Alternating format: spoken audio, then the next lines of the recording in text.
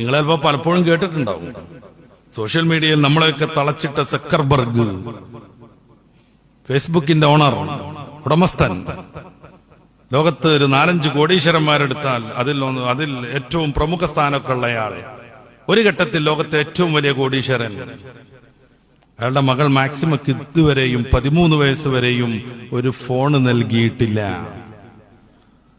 അയാളുടെ മകൾ മാക്സിമക്ക് 13 വയസ്സ് വരെ അയാൾ ഒരു ഫോൺ നൽകിയിട്ടില്ല. നമ്മളെ മൊത്തം അതിൽ കെട്ടിയിട്ട മനുഷ്യൻ, ലോകത്തെ ഏറ്റവും വലിയ കോടീശ്വരന്മാരിൽപ്പെട്ടയാൾ, അയാളുടെ മകൾ ഇങ്ങനെ നശിക്കാൻ പാടില്ലെന്ന് അയാൾക്കറിയാം.